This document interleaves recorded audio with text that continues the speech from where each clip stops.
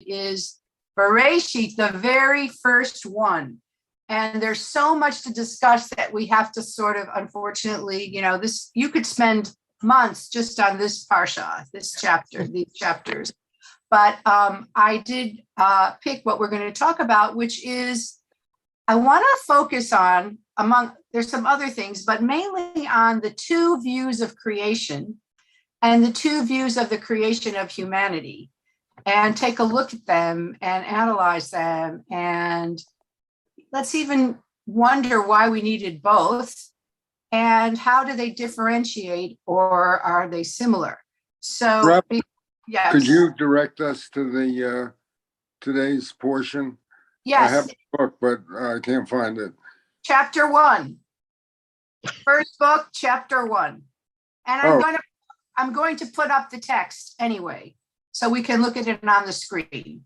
By the way, what's the holiday when they unroll the entire Torah?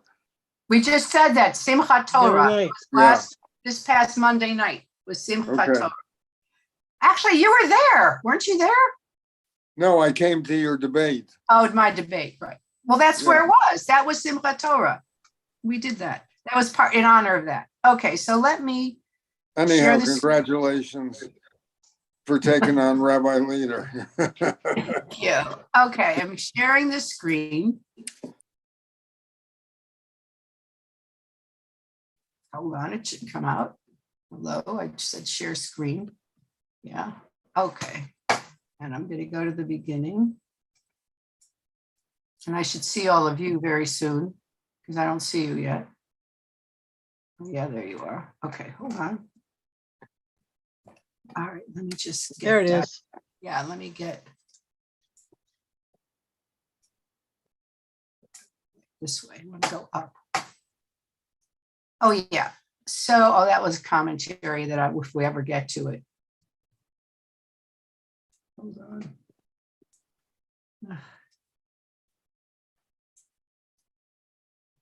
Bear with me. Okay. Okay, this is a commentary that I thought was interesting, an introduction that I thought we would read, and or maybe, you know what, let's not read it till after. Let's come to our own conclusions. And I highlighted things that I thought were interesting and that we should take a look at. I want to share with you that in preparation for this, I want to open this up more. How do I do this? There we go. 1 second. I'm trying to make it so I can see you all. It's not working.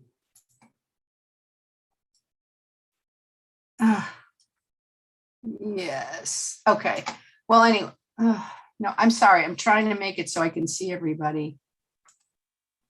I read different creation myths from different cultures. I looked at Babylonian, I looked at Greek, I looked at Roman, I looked at Chinese, and I looked at Babylonian, but Mesopotamian in general. And what I found that was really interesting is that they all start with chaos.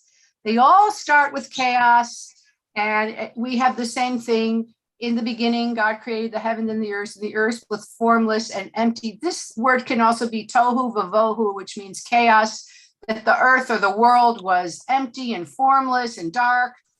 And they had the spirit or the ruach of God was hovering over the waters. But this idea of kind of a energized, just chaos, nothing formed yet. But in the other myths, usually the gods came and they were quite violent. They killed each other, ate each other, held each other in their bodies, and then battled within the bodies. They destroyed each other. There was a lot of violence, as opposed to this creation myth, our story, which is very orderly and very peaceful, it seems, especially compared. And there's just the one creator as opposed to the multiple creators in the battle for who's going to be the supreme creator. Also, human beings were basically formed as puppets or servants or toys, to be toyed with.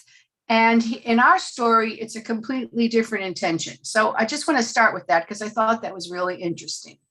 So who wants to just read the first, 1 through 10? They're very short, but 1 through 10. Sure, I will. Okay. In the beginning, God created the heavens and the earth.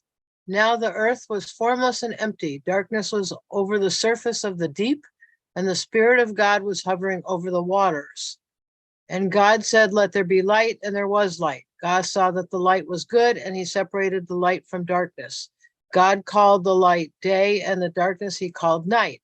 And there was evening, and there was morning the first day. Okay, I want to stop there because I think it's significant, and I'm going to stop share for a second. How do we stop share?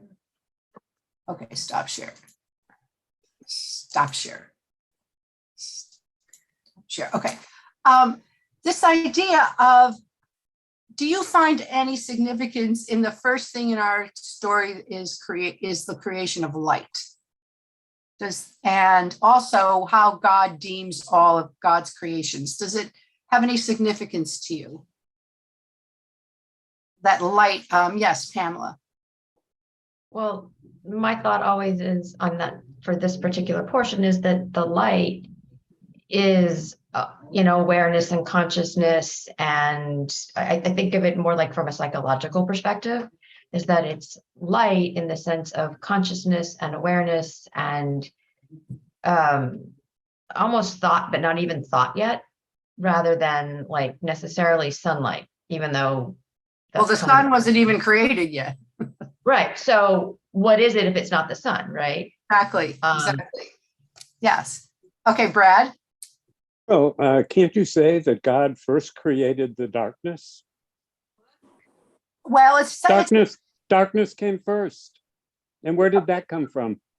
That's interesting because you're right, in the beginning. And also, sometimes it's not, I want to translate it as in the beginning, but God was beginning to create. There was darkness. So you're saying there was darkness before there was light, or did God live in darkness? Or is the word darkness mean something else?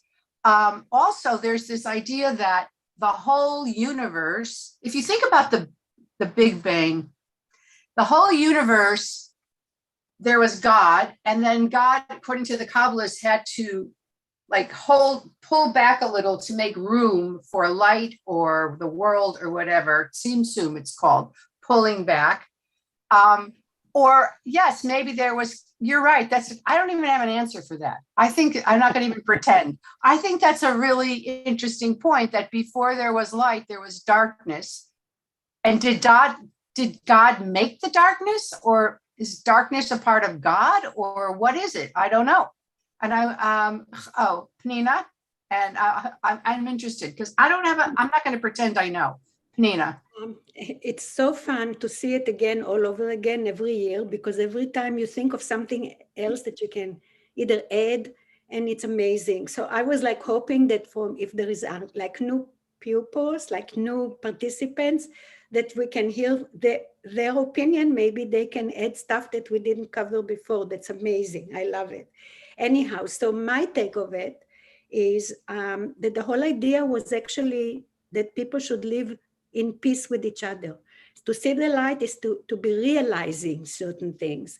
And I think the belief in that one God avoids wars, because most of the time people fought by the name of their gods or whatever. They were pretending to be gods themselves, like the Egyptians.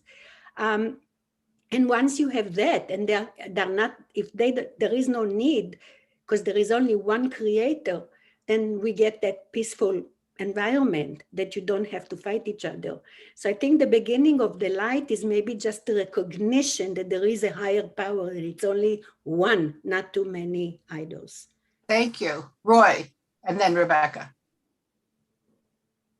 You're going to get thoughts that are still kind of unformed, but I've been thinking about this a lot. What you find here is the introduction of a value judgment, in that we're told that light is good, But that said, it doesn't say that darkness is bad. It just says that there are things that are good. And as you read the passage through, there's other things that are good. And then ultimately you find something that is holy. And so I gotta say is that I'm trying to think this thing through, and I've been thinking about it for a little while, particularly since Monday, but even before that. But I guess the point I have to make is that there's differentiation that's introduced. There's a value judgment that's introduced, and we ultimately work to what is considered holy in the first 7 or 8 days as they're described. I love that. It's like, and the creating is good. It seems like creating is good, and creation, and as God creates each thing that God, the artist, if we think of God as the artist, the creator, he likes, or I don't want to say he, but as Maimonides says, it's all metaphor just to be able to use language. But God is pleased, and you're right, it does work up to holiness, which is Shabbat. And also then we'll look, I hope we have time, something that's not good as well is mentioned after all of the goodness. Okay, Rebecca. My feeling is it's about growth. There's very few things that can grow in the dark, and you need light for growth. And so he brought light so that we can have growth and be able to mature. So the world matured after light became possible. Thank you. I like that. Wait, who else said that? Ben, didn't you have your hand up? Thank you. Not as profound as the other students, but I think of, this first thing, light and dark. It's very binary, on or off. And, all computers that we have today work on a binary system, on or off. So can we go as far as saying, God and that first day invented the computer, or really established this way of thinking of binary calculations? Well, that's similar to what Roy said about a value system, on or off, or good or bad. We're going somewhere. Pamela. So just going like full circle, I really feel like growth and consciousness and awareness. And if you think about the anthropomorphizing, we remember what Leader was saying last week about the anthropomorphic view of the Torah in general. Before we were born, we have no memory. It was, you could call it darkness, but it was really more like nothingness. Right. Right. And then we are born and we have awareness, and we become aware of the nothingness and the duality of it. And so I think it kind of all really ties together in a kind of a cool way, in that awareness does bring creativity, it brings growth, it brings, and light literally for plants, but also for our own emotional growth and our intellectual growth and all of that. So, and yes, that, and to Panina's point, it's not just that it leads to God, but I think it is God. Like consciousness and awareness then is that. I love what you're all saying. And just to add on, Pamela, they mentioned the waters in the first sentence, and I think of the birth waters, and you talk about the idea of birth. I want to point out that there was this idea, this light was called the primordial light. Primordial light was the light, the first light, which is some kind of heavenly, or yes, consciousness or awareness, but it doesn't necessarily mean it's a physical light. There's some kind, though it is, they call it day, but it's some kind of consciousness or some kind of light beyond the sunlight or whatever it is. Also, there's a midrash that God created several things before God created the world. And they were, I mean, this is a midrash. We know midrash are like rabbis having a good time, sort of with things and creating things. Labriut, bless you. So they said, the midrash says that the Torah was created, the name of the Messiah was created, the heavenly throne was created. It's really envisioning of, how the rabbis saw things. And teshuvah was created. In other words, forgiveness, repentance was created before humanity. It's like God already knew we were going to need repentance. Wow. So it's pretty interesting. Abby and then Roy. Yeah. I don't know if this was said because I walked out for a little bit, but to me, what the first thing I thought about is sort of the soul and sort of light and just your life. Your, the dark, death is the darkness and the life force. That's what The life force, the soul. I like that. That's beautiful. That's the first thing that came to me. Yeah. Roy. I'm going to share a personal story, and it kind of touches on what Pam said, and also how Rabbi Leader has said that the rabbis view when life begins. And this is a memory that I'm reciting, is that my recollection of life began before birth. I remember becoming aware that I existed, and it was because I recognized light. And it was sort of a glowing kind of reddish light, but I became aware that I existed by light. And then I remember being born. I know the rabbis believe that birth or life begins after birth, when you can take your first breath.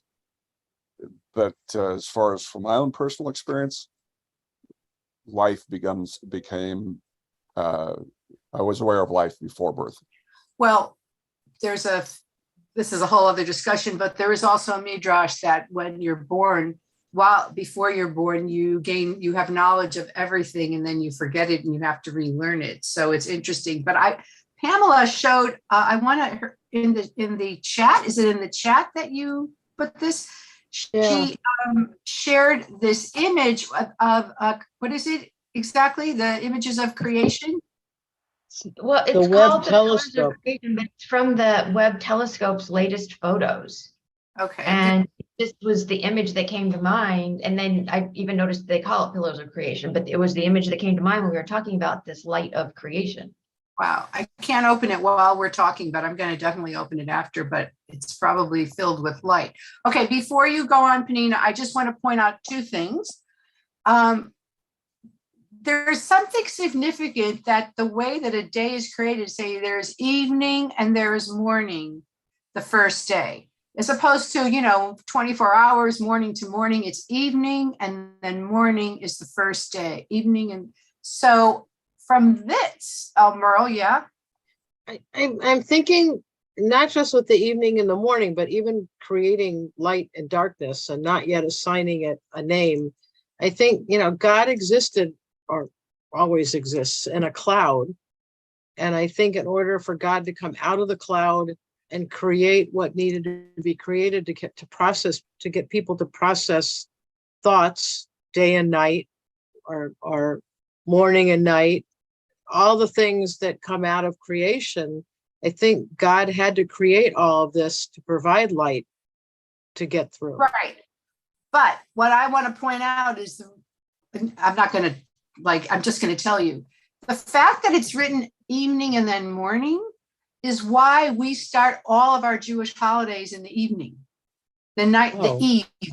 We do them, we light candles then in the evening, and then we continue to the morning and the rest of the day until the next night.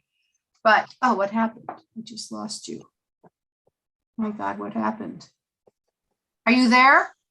We're here. We're all here. We see you. We're here. Your pictures disappeared. Oops. Yeah, she The view. Now she's gone. Now your picture disappeared. And we are here. And her audio, I think she.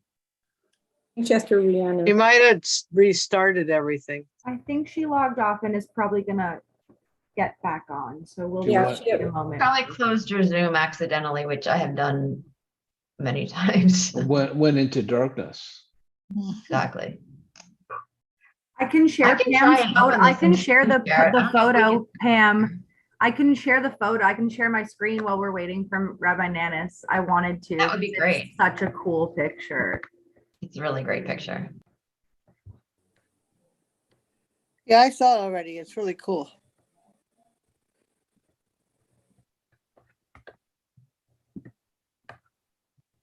Does Rabbi Nanus launch the meeting or do you launch it, Hannah? No, I do.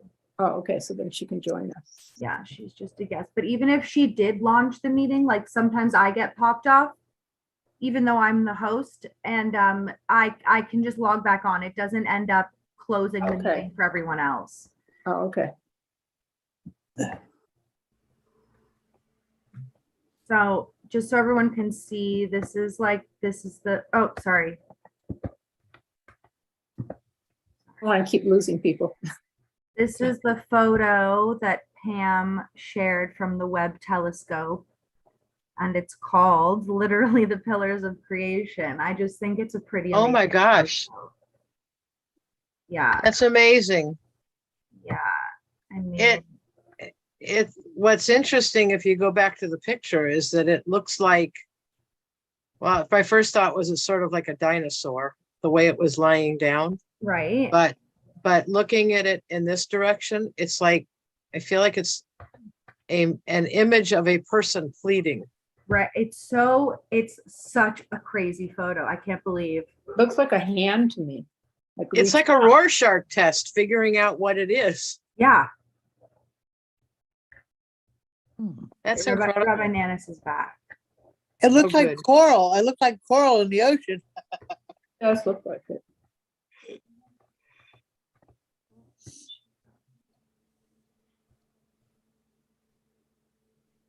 Hold on.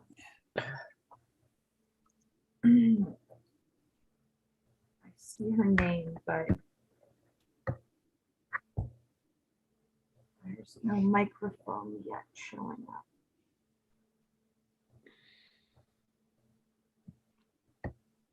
Does it remind anybody of the murals in the synagogue a little bit? Like almost like the colors in the Yes. the very first one. It's kind of like that.